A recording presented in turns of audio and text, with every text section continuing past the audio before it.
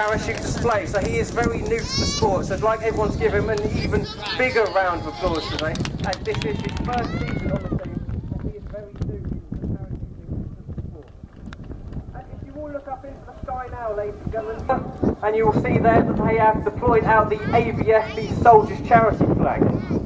Going to land the man below him, Private Gary Chapman, with the ABF Soldiers Charity flag.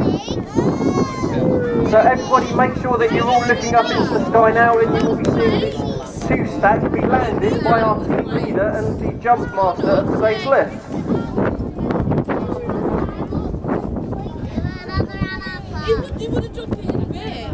If anyone really is interested in doing one of those 3 parachute jumps, which I did say earlier on in the commentary, please feel free to come over to us, ask us, even put your name down, and we'll get back in contact with you and organise a day and a date. We go all over the UK, so we could come up to you or you could come up to us, which is better, easiest for everyone. Now if you all look up into the sky now, they are making their final approach to land into the arena. So I'd like to hear each and every one of you just to give them an even big round of applause to Lance Chris Smith as he's the stack pilot of this canopy formation as he's making his final approach to land into the arena.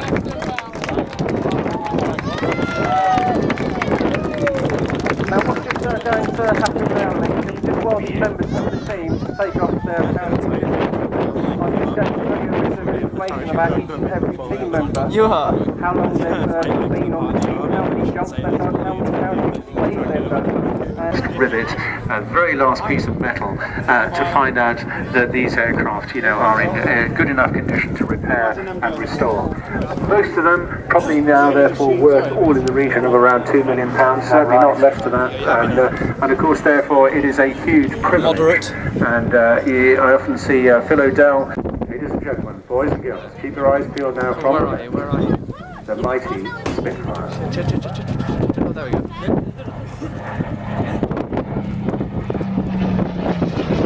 A very rare and original aircraft which missions over occupied Europe, 16 Squadron Royal Air Force during the night. Really, come out of here.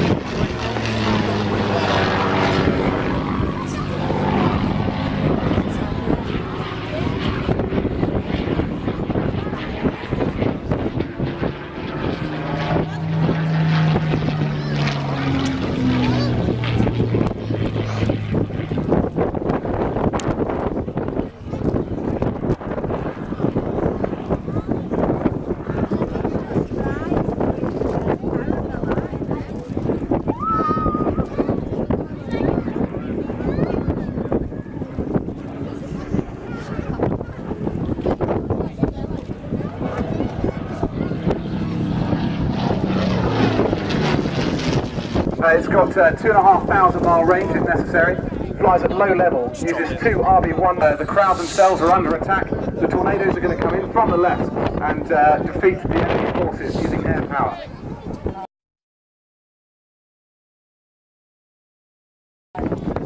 Oh no, The 2011 Tornado GR4 Roll Demo Team.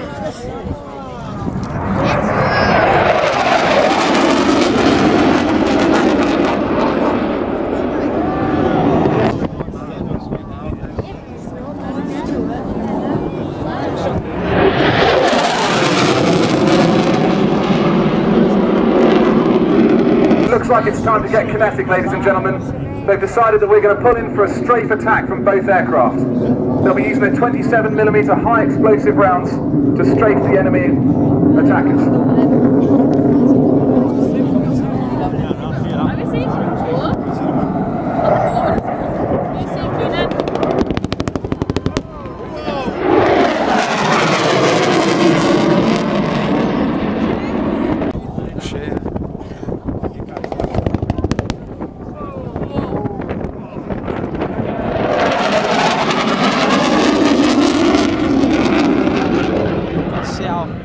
red hot the exhausts were just going past there and they're like fire red.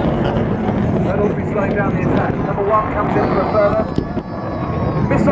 Missile launch, break off. Ready to go?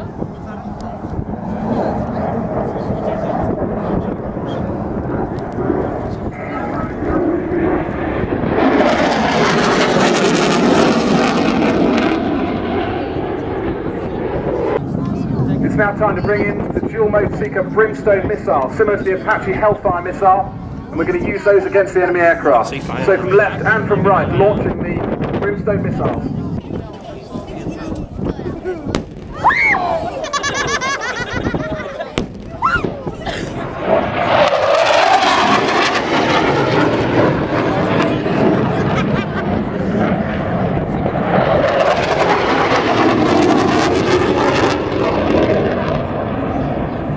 We'll bring them in both together to make as much force as we can. They'll now move directly towards the ground line as if they were throwing bombs into the ground line, but they'll drop it short and bomb the enemy buildings. Nice. Do it. Oh, nice.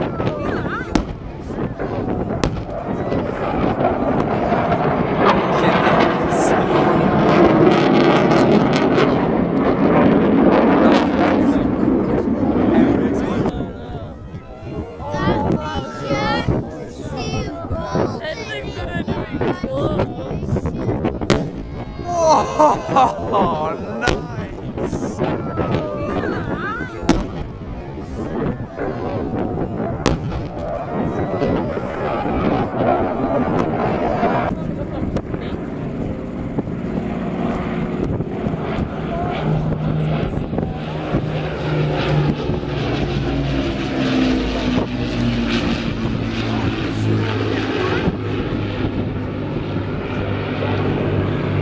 A truly historic aircraft, the people's aircraft, the mighty Vulcan.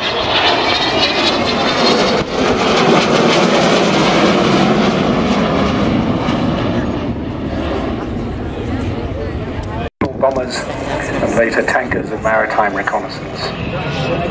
And it was right at the end of Vulcan's operational career on the 30th of April 1982, supported by the victors Vulcan.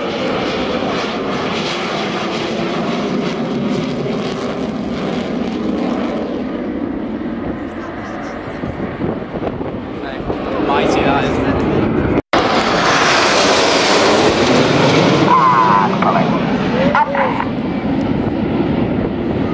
Okay, well, someone's just pointed to their watch as Red 1 arrives 15 seconds early and pulls the team up into Fred formation. In the past is Ray Hanna, very famously involved with the initial conception of the Red Arrows in 1965. Baz is a former Harrier pilot with the Royal Air Force. The Harrier went out of service at the end of last year, but not before most, if not all, of today's work. One of those pilots is Red 9 on the left wingtip. Reds 2 and 3 acknowledge the change, so Red 2 is going to make the front right wing of our Typhoon formation. Smythe was born in Kitwe, Zambia, grew up in South Africa for the first 10 years of his life between Cape Town and Johannesburg. Spent his early days wrestling white rhinos on the plains of the Kruger National Park, I expect. But he came back to the UK at the age of 10 and eventually graduated Wyndham College in Norfolk and joined the Royal Air Force to become a Tornado GR4 pilot. He served on 13 Squadron RAF Marham, but recently disbanded, but saw operational service more recently over Iraq. Now, I mentioned that Red 1 was a keen and half-decent kite surfer, well, so is Red 2. Smythe does quite a lot. In fact, he's very good. He's a British Kite Surfing Association Level 2 instructor. Yes,